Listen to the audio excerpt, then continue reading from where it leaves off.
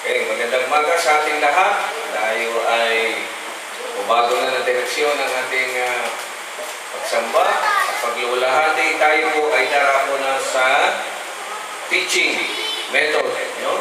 Para may paunawa ko sa inyo ang gaano ang kahalaga ng salita ng Diyos ayon sa Kanya. Hindi ayon sa itinuro ng iba, itinuro ko, wala pong ganun. Kundi ang pag-aaral ngayon ay paano darating sa inyo ang tunay na pangunawa between you at ang ating Panginoong Diyos. Yan. Sige, saglit muna tayo. Nalangin, dakilang Diyos, maraming salamat sa pagkakataong ito, Lord. Sa 21 taon na ito ay pinagkalooban niyo kami ng espiritu ng pagkaunawa, better understanding. Tulungan po ninyo kami mag-aral ng iyong mga salita, pawang katotohanan lamang po ang siyang pumasok sa aming mga puso at isipan. Gabayan mo ako bilang iyong kapag-aral. Tuloy po ninyo ang spirit of wisdom na buwan sa inyo at ang matuto sa hindi galing sa akin, kundi galing mismo sa iyong mga salita. Bless us in Jesus' name. Amen. Magandang umaga sa inyo mga kapatid. Magkakaroon tayo ng ibang rito, kaya ganito ang ating arrangement dahil ang pag-aaral natin ay patungkol na sa nakasulat dito sa Biblia. Ano po? Hindi na yung doktrinang natutunan natin.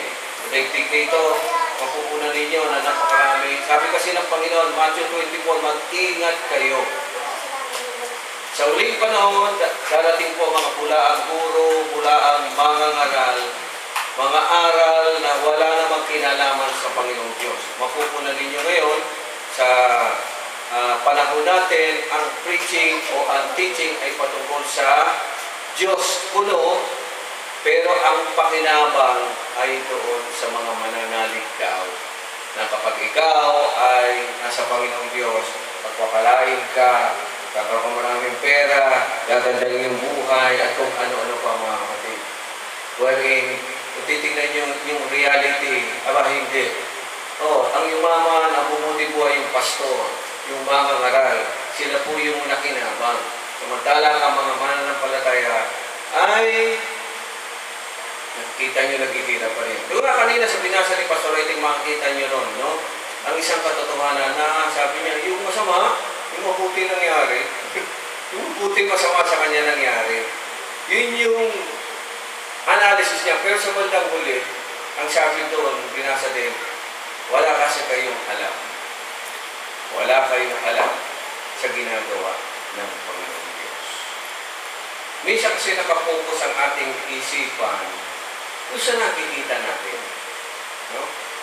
Yung saan nangyayari sa atin. At minsan nga, sa dami nating napakinggan pag nasa Panginoon kayo, papalain kayo, gagaling kayo. Wala namang pong problema doon.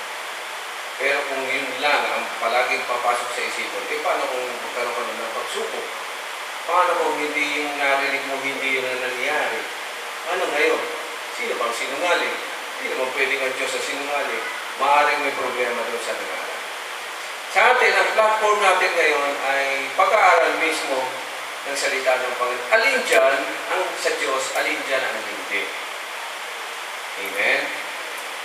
Noong panahon ng Panginoon Kristo, makikita ninyo, iba yung setting ng kanilang pag-aaral. At bilang background, ang mga Hudyo kasi po yung unang nakakuha ng revelation buhat sa Panginoong Diyos. Natandaan natin, hindi po tayo. No? Ito hindi matanggap ito ng mga modern Christians na hindi, tapos na yun. Wala nang ano yun. Pero mapupunan mo, hindi nabanggit naman nila si Abraham, si Moses, si Noah, at kung sino-sino pang mga propeta. Saan ba yung mga yun? Panahon ba natin yung hindi? Panahon nyo nung una. Tapos sasabihin nila, wala na tayo sa ilalim ng Old Testament. Nasa ilalim tayo ng New Testament. Tama po yun. Pero hindi pwede magkaroon ng New Testament kung wala yung Old Testament. Yung Diyos na nakikita natin sa Old Testament, siya din po yung Diyos sa New Testament. Nagkaroon lamang po ng mga paglilinaw sa bandang dulo, mga kapatid. At ito gusto kong i-share sa inyo, pag-aralan natin na mabuti kasi ito yung maaaring magpatibay ng pananalig niyo. Tapos may isi-share niyo ninyo ng maaari. Hindi naman po sa ako'y nagmamagaling, pero minsan napapakinggan ko kasi yung mga, kahit sa YouTube o kahit sa mga recordings, makikita nyo, maganda yung sinasabi, pero parang hindi yun ang dapat na maging meaning ng kanilang pinupunto. Nauuwi na lang sa practical na tinatawag. Kahit po sa Bible School, iniiwasan po ang pagkakaroon ng tinatawag na tactical teaching yung by topic.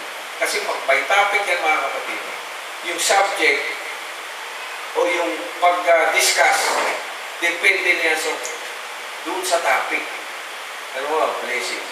Hanapan niya ngayon ng biblical basis yung lahat ang patungkol sa blessing. Sa naging topic.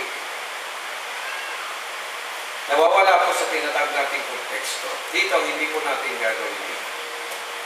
Makikita ko sa inyo kung paano talaga ang pag-aaral ng salita ng Panginoon. At makikita natin magmula sa simula hanggang sa uli, hindi po yan nagbabago. Walang pakialam dyan ang Old Testament at New Testament. Sa totoo, sa original, wala pong Old and New Testament. Wala pong ganun term. Christianity po ang nagbansag niya. Kasi sa Diyos, wala namang Old, wala namang New. Wala namang po siyang ganun. Kung sabihin, tumanda yung Diyos. Ito may bago na. Meron kasi mga tayo nababasa na gano'n. Pero na may misinterpret. At ito nga ang ating pag-aralan. Madaling salita, dahil ito ay introduction, makikita nyo na sa mga susunod nating mga pagtalakay, ganito na setting natin. Hindi po kung gagamit ang pulpito. Ang pulpito ay gagamitin natin, prayer, communion, ano. Pero pagdating sa teaching, ganito dapat ang setting. Yung para kung bigkaroon sa harap. Kasi ito, ang mangyayari dito, discussion po ito. Kung meron tayong gustong itanong, meron tayong gustong liwanagin, dito natin yung pag-uusapan. At kung hindi tayo magkasundo at kung ano, ay hindi na rin na susunod natin hanggang matapos yung topic. Hindi ako aalis sa isang topic o sa isang pag-aaral nang hindi rin yung lubos na mauunawaan. Okay pa mga kapatid? Okay. Sabi po kasi dito, siguro nabasa naman rin sa aklat ng Efeso. Ang iba'y ginawang, alala nyo?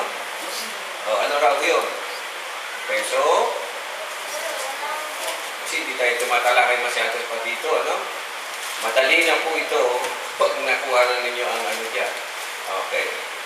Ephesians chapter 4.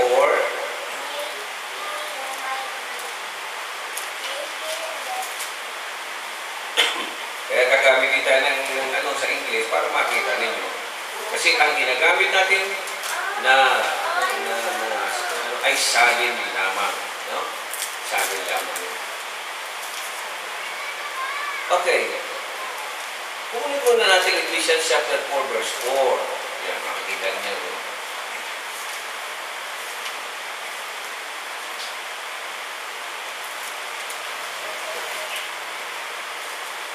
Okay, beginning from verse 1 na tayo. Kaya ako, dito sa translation nito, na isang bilanggo dahil sa Panginoon. Ano ang konteksto?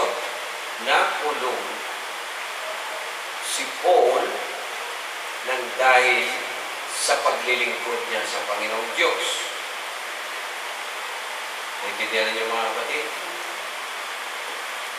Hindi siya sa Efeso nakulong. Susulat siya doon sa kulungan. Ang sinusulatan niya Efeso. Actually, ang teksto yata ito ay nakulong siya sa Rome. No? Bakit siya nakulong? Kasi nga mga kapatid, nung time na yon, ang Christianity wala pa. Hindi pa siya naganap. Amen?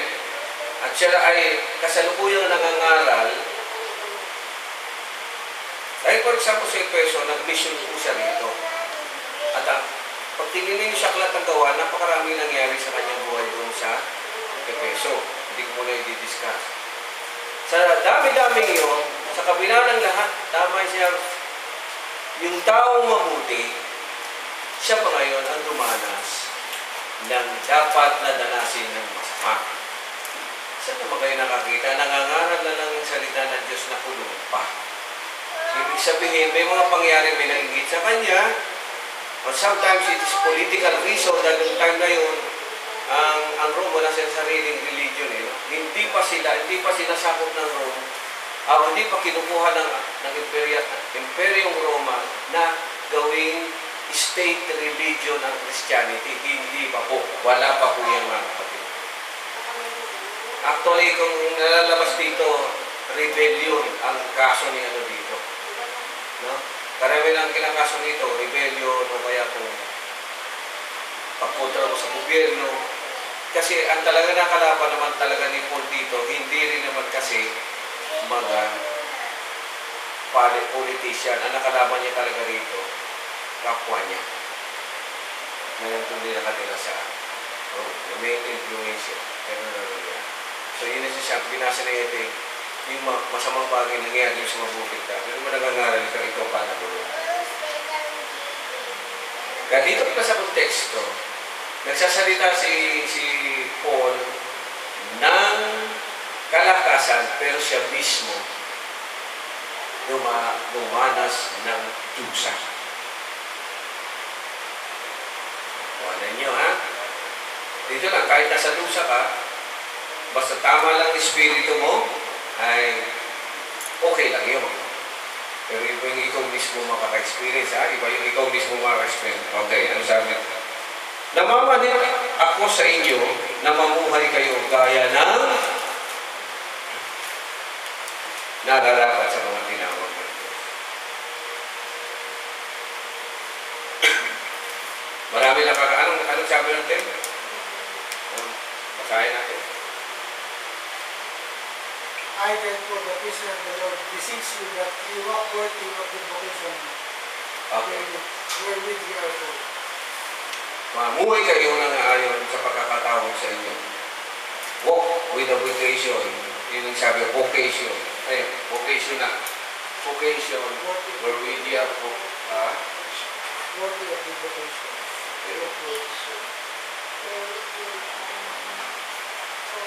Worthy of your calling. Diretsahin ko na kayo. Ito bang ginagawa natin? Ayos. Tama? Nandito tayo. Nag-aaral tayo. Ito ba, nagkatatiran natin na wala rin.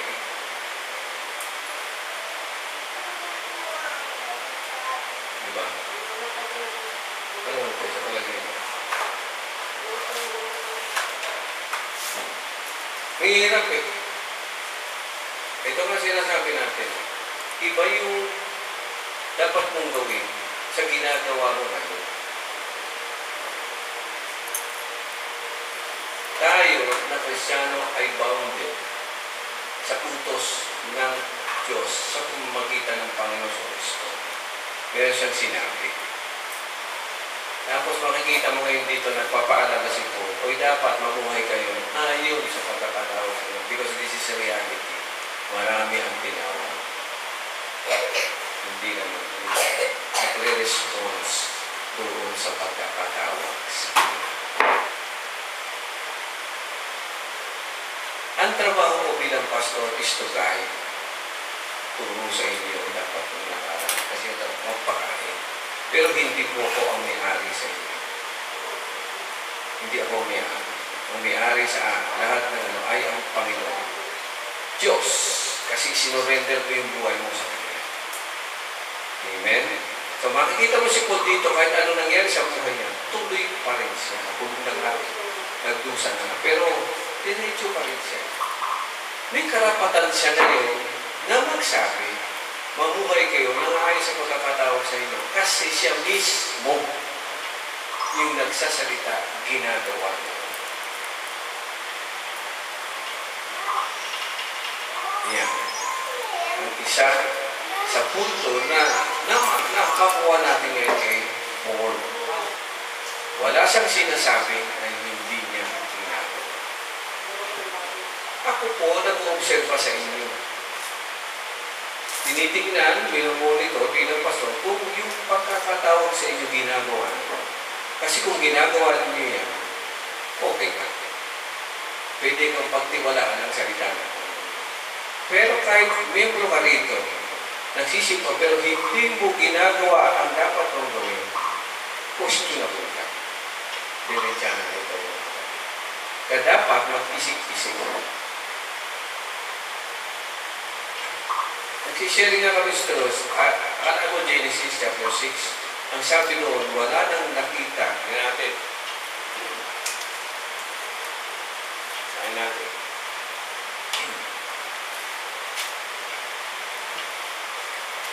Genesis chapter 6. Verse 1. Makapal na ang tao sa daigdig. Dami na, no? At ng panahon yun, marami silang anak na babae. At ang mga ito'y magaganda. Nang makita sila ng mga anak ng Diyos, ano sa English natin? Son of God. Sons of God. Yung salitang sons of God, pag tinranslate mo dito, anong translation niya? Tawag yan sa mga angels.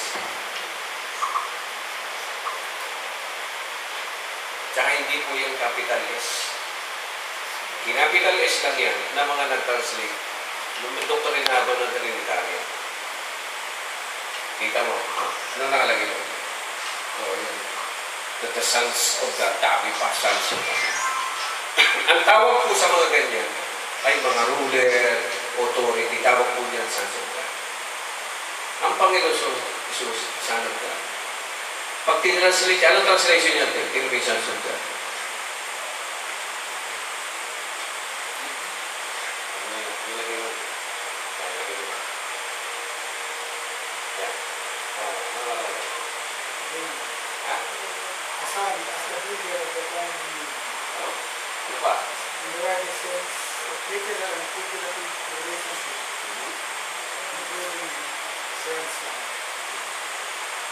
Diba? Iyo pa.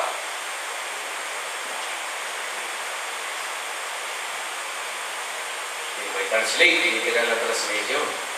Pero sa totoo lang, ang ibig sabihin ng sons of God, diyan ay angels, rulers, principalities. Yan ang meaning niya.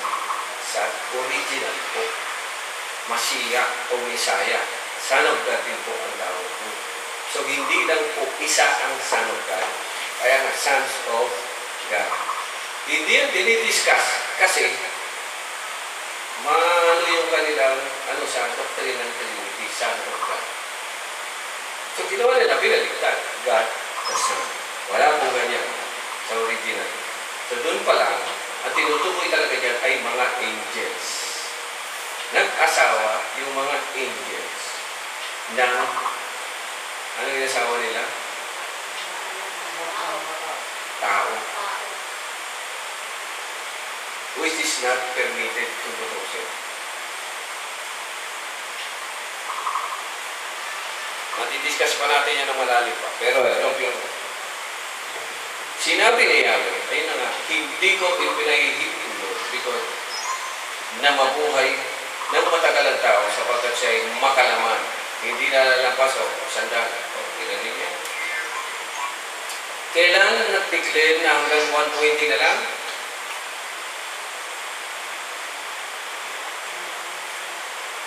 Kasi dapat ang tao hindi mamamatay po.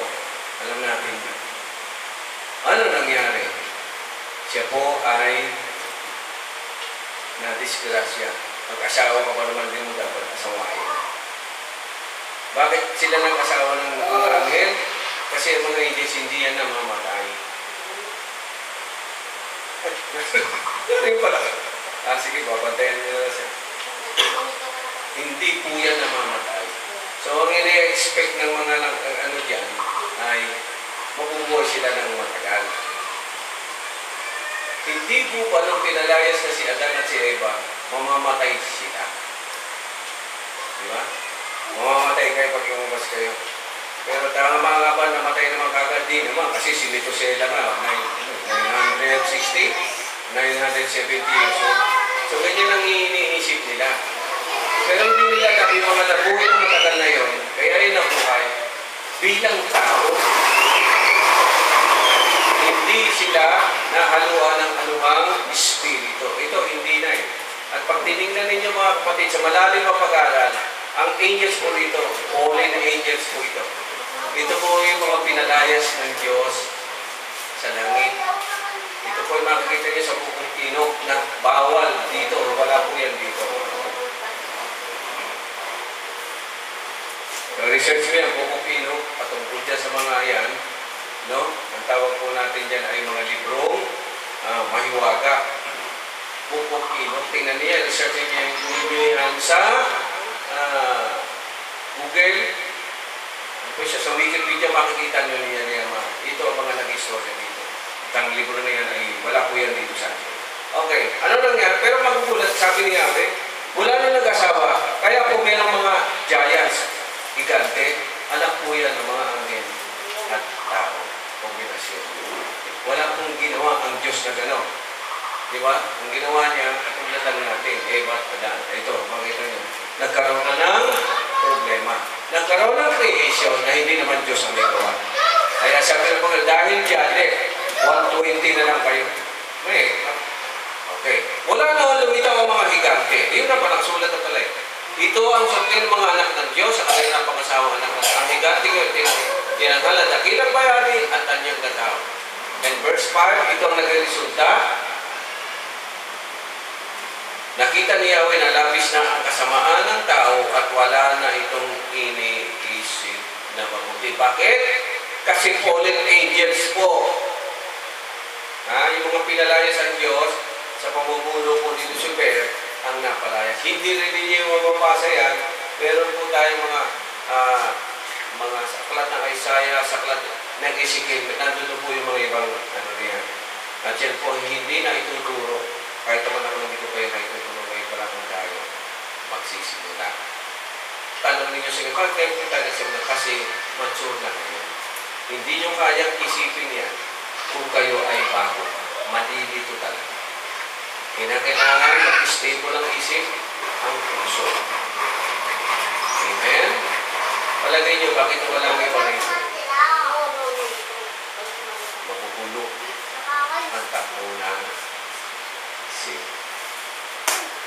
Makita niyo ako bilang pastor, hindi ako pumaalis dito, hindi ako pupunta sa iba. Nadadagdagan ako ng trabaho, pero priority pa rin ang pangangalan ng salita ng hanggang ngayon ako pa rin nag-aaral at unti-unti ko may naiintindihan ang malalalim ang mga bagay. Okay? Yun. So, ano nangyari? Sinabi niya, lilipulin ko ang lahat ng taong aking nilalang. In short, alam na ba yung story nito, ma'am?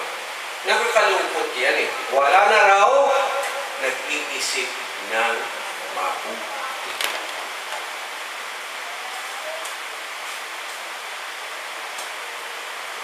Di ba yan na nga ang warning? Huwag nyo kainin yung bunga na yan. Malalaman nyo kung alin ang kinain mo. Buti kung ang natira yung mabuti, yung masamang wala. Hindi. That's the danger. Kaya nga siguro naiintindihan kung bakit ang Panginoong Diyos stricto. Hindi mo kailangan malaman kung ano yung masama. Tama na yung mabuti. Ayun, kinain. Ano na naging epekto? Ako po, ang nangyari, yung masama ang natira, wala nang iniisip ang mabuti. In Hebrew applications, hindi po nag-iwalay ang good and evil. Ganun sila, no? Ano, yun yung exact na opposite. Yung sinasabi sa iyo, high and low. Di ba? Left and right. Kasama na po yun sa kanilang construction ng kanilang mga salita. Pero hindi po yan inihiwalay. Bibigyan ko sa inyo ng example. Pagpasa ninyo yung katawan, asa ng right, asa ng left. Ano hihiwalay natin? May sariling gamit yung right, may sariling gamit yung left. Tapos, sa mga mystical teaching, right represent power and authority, while left represent riches and honor. Pwede ko pag-iwalay nila. Pag pinag-iwalay mo yan, delikado ka. Pag puro ka na lang nito, ito nangyari sa mga politiko, puro ito. Nakabuti pa. May kapangyari ka, pero ano nangyari? Puro masama. Hindi mo rin pwedeng wala ang riches ng honor nang wala namang control. Ano nangyari? Pag puro ka pera, puro ka kaya ano mangyayari sa iyo? Paano mo gagamitin ang iyon? Nauuwi na naman sa kasamaan. So it is a complete combination. Ganyan po ang salita ng Diyos sa original. Si Tony, kung naalala mo si Tony, direkta niya talaga, nag-discussion kami. Ano mo sabi sa akin? Kasi mahilig po siya sa anting-anting. I-interview ko siya. Sabi pa rin sa akin, ayaw mo na ng kaliwa. Ayaw daw niya ng kanan. Ayaw niya magkaroon ng kapangyarihan anting-anting. Bakit naman po? Kasi wala na po ng kaliwa. Sabi ko, may kaliwa ko. Talagang pinili niya yung pera o kayamanan kaysa sa kapangyarihan. Sa madaling salita, kung yun lang ang pagpapasyahan natin, mga kapatid, makikita ninyo na kapag pinili mo ang isa, mapapahama ka. Walang politiko, walang authority na hindi namatay, hindi pinersecute. Tingnan nyo sa history. Walang hari na hindi pinubutan ng ulo. Yung siya na nga natin presidente na sa kapangyarihan, ano nangyari? Sabi ko, paulit-ulit na lang na nangyari. Kung puro ba naman kayamanan at wala kang alam sa pamamahala, ano nangyari? Ganon din ang nagiging resulta. Nagagamit lang ang kayamanan ang pera sa paggawa ng masama. Kasi walang proper na authority. So, ganyan ang kalagayan natin. Nagpabago ba ito? Pinasa natin Genesis, pero hanggang ngayon, nangyayari. So, gumawa ng pala ng Diyos. Parang ano yan, babalik tayo sa Ephesians 4. Anong sabi ron?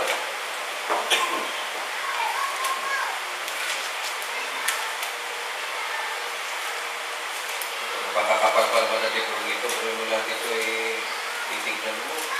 Baka 80 anyos na tayo, ito tayo matapos dito. Ano kita? Hindi Hindi pumaling.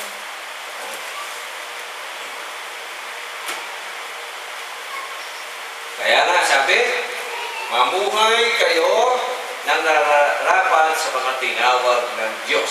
This, kita ninyo, in the Old Testament, nandun na yun. Hindi yan sa New Testament nagsimula. Mula pa yan kay Matadaan, yun nga ang problema na wala. Kayo'y maging mapagpakumbaba, mapait, at matyaga. Magmahalan kayo at magpaumanhinan. Pag sumakita ninyong manatili ang, ito siya sabi ko, pagkakaisang mula sa Espiritu sa pamamagitan ng buklod ng kapayapaan. Now, dito mga kapatid, makikita ninyo yung salitang pag sumakita. Verse 3:10, ano sabi ron sa English? Okay, endeavor. There is an endeavor. Isang Old English na nagsasabi, pag sumakita. Ano pag sumakita? Ano ba yung sabihin ng pag sumakita? Kahit tumanas ka ng sakit, ng hirap, pag sumakitan mo, gawin mo lahat yung paraan. Yun ang pag sumakitan. Masakit nga eh. Lalo kasi ng Tagalog dito. Yun ang ibig sabihin ng pag sumakita na alin. Mapanatili ang pagkakaisa. Saan? Gagamitin pa natin ang ating mga sarili. Hindi pwede. Kinakailangan Espiritu ang gagawa nito. Amen? Sa pamamagitan, para malaman mo kung Espiritu ang gumagawa, there is the bond of peace. May kaayusan. Kapag tayo nagtatalo rito, walang kaayusan, wala pong Espiritu ng Diyos po doon. Ibig sabihin, sarili lamang natin ang nangyayari. Pag sinabing one spirit, nagkasundo na. Yun ang ibig sabihin. Kasi nandun na yung bond of peace. Kaya kung nagsasalita ng ganito, ito ngayon ang ginagawa ko sa barangay. Naiintindihan ko na ngayon kung bakit may ganyan at kung bakit may salita. Una, pag umupo po kami, ang una namin sinasabi, kaya kayo narito, para kayo pagkasunduin. Wala na. Kaya kahit anumang reklamo ng isa, ang tanong namin palagi, saan po tayo magkakasundo? Pag sinabi ng gano'n, titigil na sila. Ano po ang inyong suggestion? Ano po inyong suggestion? Ganyan din. Kahit saan parte yan. O, pag sinabi, payag po ba kayo? Opo. Payag po ba kayo? Opo. Tapos, susulat po natin, pipirman niya. Okay, pagtay, ayos.